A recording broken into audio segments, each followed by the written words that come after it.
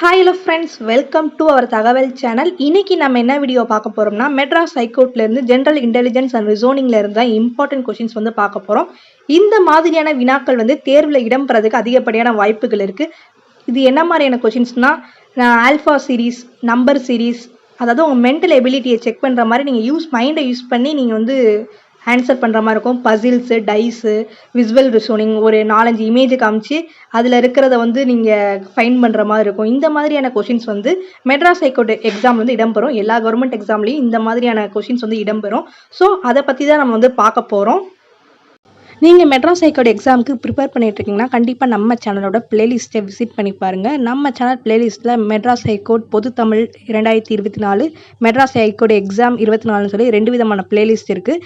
பொது தமிழ் பிளேலிஸ்ட்டில் பார்த்தீங்கன்னா ஃபுல் அண்ட் ஃபுல் வந்து உங்களுக்கு தமிழில் வந்து டாபிக் வைஸ் வந்து ஒவ்வொரு டாப்பிக்காக தனித்தனியாக இம்பார்ட்டன்ட் கொஷின்ஸ், அடுத்து டாபிக் வைஸ் உள்ள முக்கியமாக கேட்கக்கூடிய கேள்விகள் எல்லாமே தனித்தனி டாபிக் வைஸாக கொடுத்துருக்கோம். கண்டிப்பாக வந்து செக் பண்ணி பாருங்கள். அடுத்ததான் மெட்ராஸ் ஹைகோர்ட் எக்ஸாம் 2024 சொல்லி ஒரு பிளேலிஸ்ட் இருக்கும். அதில் வந்து இந்திய அரசியலமைப்பு, வரலாறு, வேதியியல், விலங்கியல் சொல்லி தனித்தனி டாபிக் வைஸாக பொது அறிவிலேருந்து ஒவ்வொரு தனித்தனி டாபிக் வைஸாக வந்து 200, 300, 400 கொஷின் சொல்லி முக்கியமான கொஷின்ஸாக வந்து 6th to 10th வரையிலான இம்பார்ட்டன்ட் கொஷின்ஸ் வந்து தனித்தனி டாப்பிக்காகவே நம்ம போட்டுட்டு வந்துட்டு இருக்கோம். கண்டிப்பாக இந்த வீடியோஸ்லாம் உங்களுக்கு யூஸ்ஃபுல்லாக இருக்கும். மறக்காமல் செக் பண்ணி பாருங்கள். இந்த பிளேலிஸ்ட்டுக்கான லிங்கை கீழே டிஸ்கிரிப்ஷன் பாக்ஸில் கொடுக்குறேன்.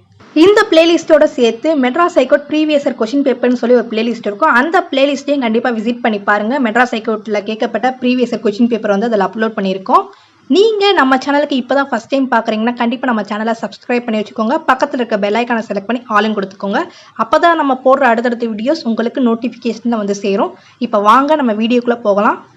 ஜென்ரல் இன்டெலிஜென்ஸ் அண்ட் ரிசனிங்லேருந்து தான் வந்து கொஷின்ஸ் வந்து பார்க்க போகிறோம். இது வந்து ஜஸ்ட் வந்து உங்கள் திங்கிங் கெப்பாசிட்டியை பொறுத்து தான் வந்து நீங்கள் வந்து ஆன்சர் பண்ணுற மாதிரி இருக்கும். ஜஸ்ட் திங்க் பண்ணியே வந்து நீங்கள் வந்து இதுக்கு ஆன்சர் வந்து நீங்கள் கண்டுபிடிச்சிடலாம். ஃபஸ்ட் கொஷின் பார்ப்போம். Select the option in which the letters share the same relationship as that shared by a given pair of letters. So வந்து இதில் என்ன கொடுத்துருக்காங்கன்னு பாருங்கள். கொஷின் டிபி இஸ் டு எஃப்ஆர்னு கொடுத்துருக்காங்க. ஸோ வந்து ஃபஸ்ட்டு டிக்கும் எஃப்க்குமான டிஃப்ரென்ஸ் பாருங்கள். டிக்கும் எஃப்க்கும் வந்து என்ன வருதுன்னு பாருங்கள், டிஇஎஃப். ஸோ வந்து 2ல் நடுவில் வந்து ஒரு லெட்டரை விட்டு அடுத்த லெட்டர் வந்திருக்கு. இப்போ பிக்கும் ஆருக்கும் டிஃப்ரென்ஸ் பார்த்தீங்கன்னா பிக்யூ வரும். கியூக்கும் ஆருக்கும் நடுவில் வந்திருக்கு. ஸோ அது மாதிரியே வந்து டிஃப்ரென்ஸ் வச்சு கண்டுபிடிங்க. இப்போ வந்து ஆப்ஷன்ஸ் பாருங்கள்.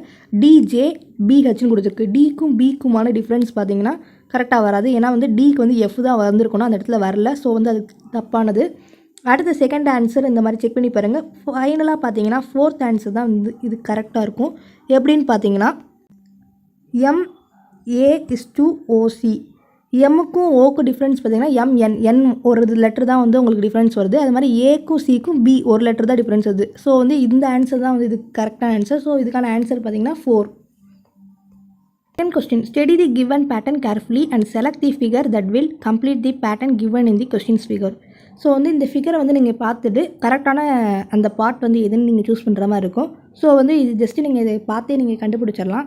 ஃபஸ்ட்டு ஒன்று பார்த்தீங்கன்னா வந்து அடுத்தது வரைக்கும் வந்திருக்கு. இதில் வந்து மொதல் 3த்துலேயும் நீங்கள் நோட் பண்ணி பார்த்தீங்கன்னா தெரியும், எதுவுமே வந்து கரெக்டாக வந்து வியூ ஆகிருக்கு. இது பார்த்தீங்கன்னா இந்த இடத்துல இந்த இடம் கொஞ்சம் எக்ஸ்ட்ரா வந்த மாதிரி இருக்குது.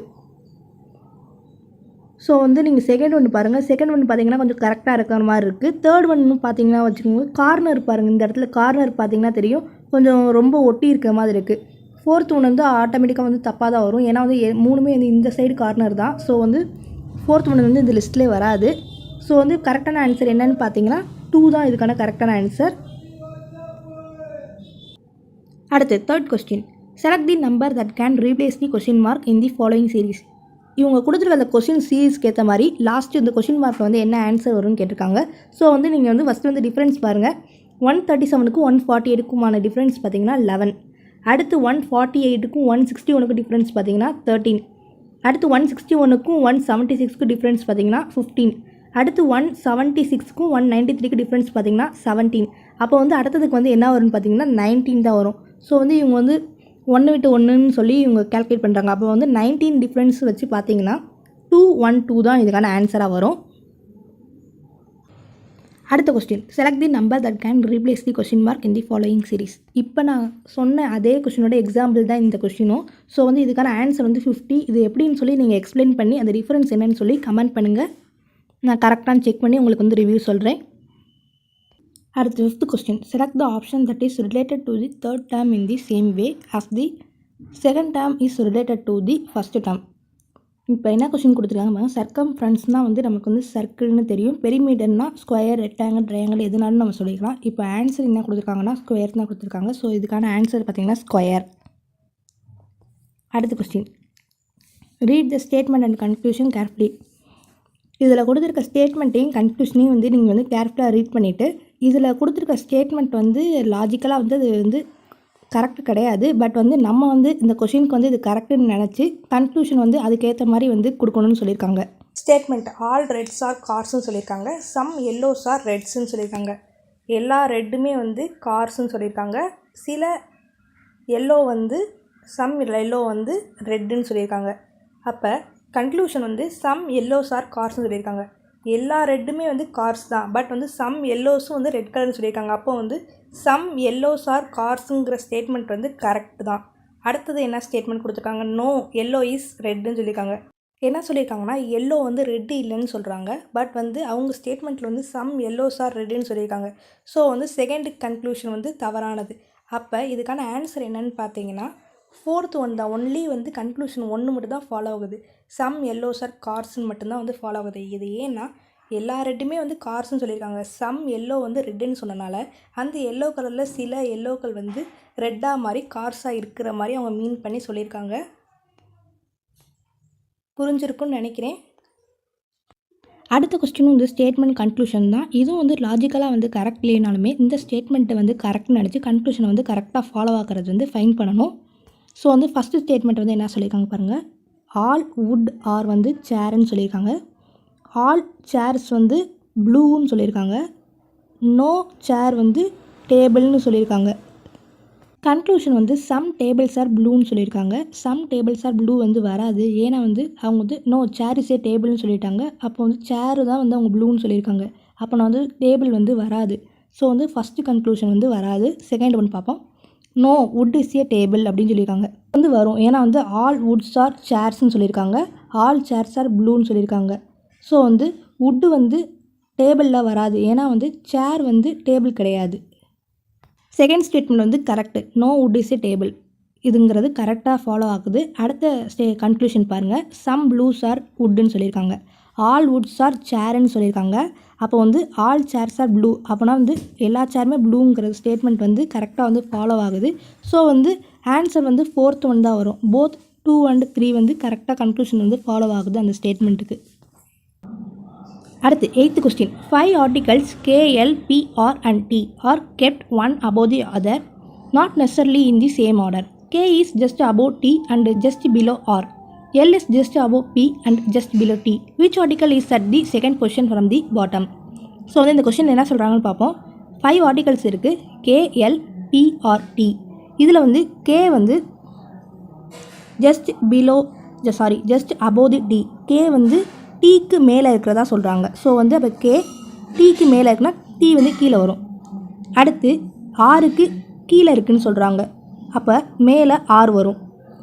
ஓகே, இது வந்து முடிச்சாச்சு. அடுத்து என்ன சொல்கிறாங்கன்னா L எடுத்துக்கிறாங்க. L வந்து ஜஸ்ட் அபோவ் P, Lக்கு மேலே வந்து P இருக்கிறதா சொல்கிறாங்க. ஜஸ்ட் பிலோ T, Lக்கு வந்து கீழே வந்து T இருக்கிறதா சொல்கிறாங்க. அடுத்து which article second position from the பாட்டம்னு சொல்லி கேட்குறாங்க. இப்போ வந்து நமக்கு ஆர்டர் வந்து கிடச்சிருச்சு, சேம் ரெண்டுமே T இருக்கனால ஃபஸ்ட்டு வந்து இது கொடுத்துருக்காங்க, அப்போ இதுதான் வந்து டாப்பில் வரும்.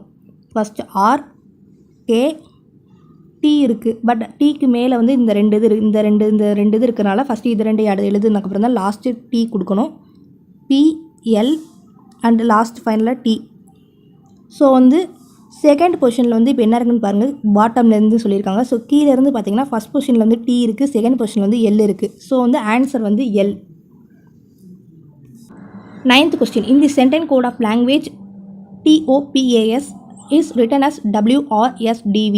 இந்த கோடை வச்சு இவங்க கொடுத்துருக்க அந்த கோடுக்கு வந்து ஆன்சர் வந்து எழுத சொல்கிறாங்க. ஃபஸ்ட்டு வந்து இந்த கோடுக்கு நம்ம கண்டுபிடிச்சா தான் அந்த கோடு வந்து எப்படின்னு ஃபைன் பண்ண முடியும். நீங்கள் வந்து இந்த மாதிரி கொஸ்டின்ஸ்லாம் எக்ஸாமில் கேட்டாங்கன்னா நீங்கள் வந்து ரஃப் பேப்பரில் வந்து ABCD வந்து எழுதி வச்சுக்கோங்க, அப்போ தான் உங்களுக்கு வந்து ஈஸியாக வந்து ஃபைண்ட் அவுட் பண்ண முடியும்.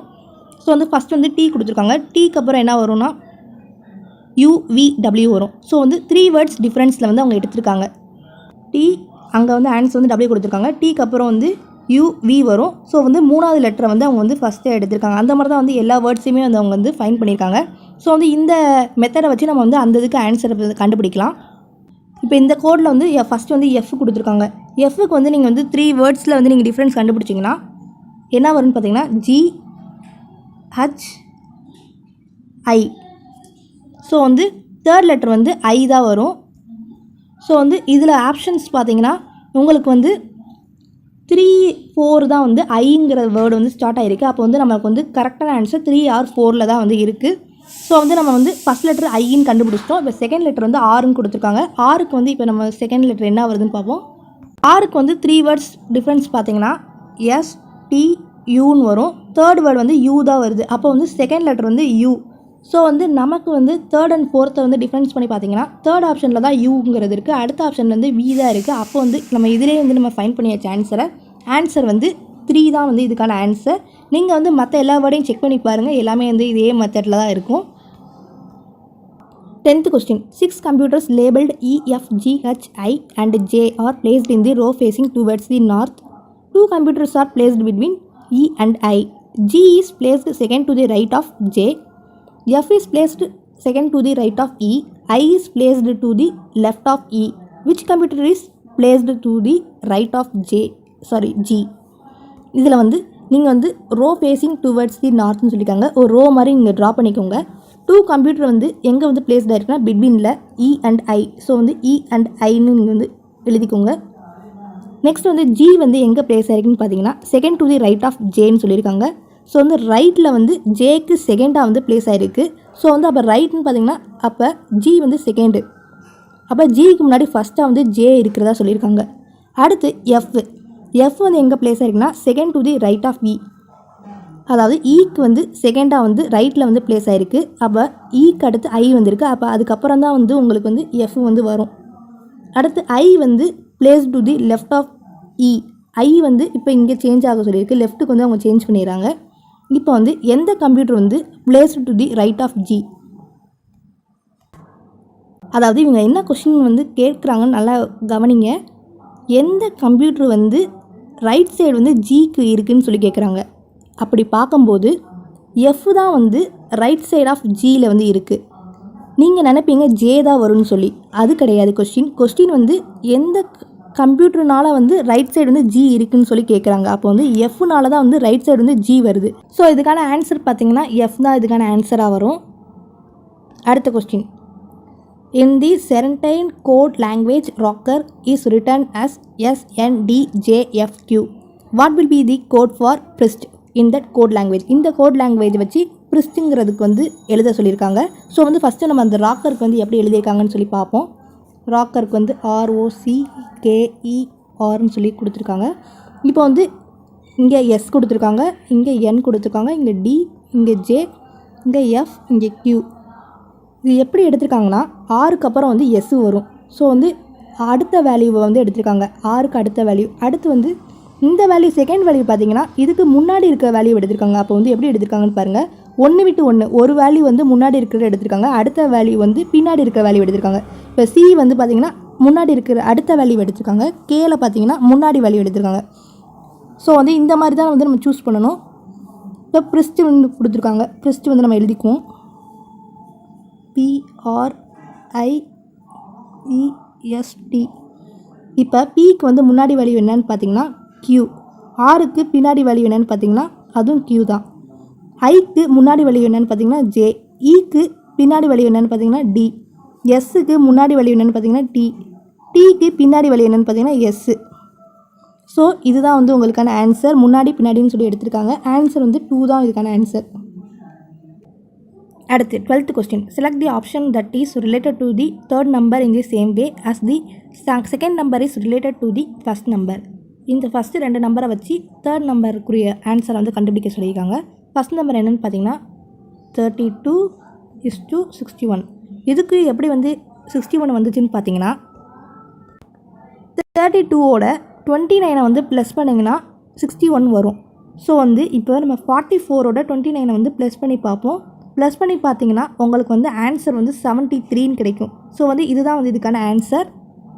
அடுத்த கொஸ்டின். ஒரு பேப்பரை வந்து ஃபோல்ட் பண்ணுறாங்க. ஃபோல்ட் பண்ணோன்னே அதுக்குரிய அந்த சிங்கிள் பார்ட் ஆஃப் ஃபோல்டை வச்சு அந்த 4 பீஸ்லேயும் வந்து என்ன டயக்ராம் இருக்குன்னு சொல்லி கண்டுபிடிக்க சொல்லிக்கிறாங்க. அதான் அந்த கொஷின் வந்து கொடுத்துருக்காங்க. எ paper is fold and cut as shown below.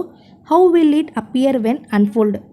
So வந்து இதில் தேர்டில் இருக்கிற இமேஜை பாருங்கள்.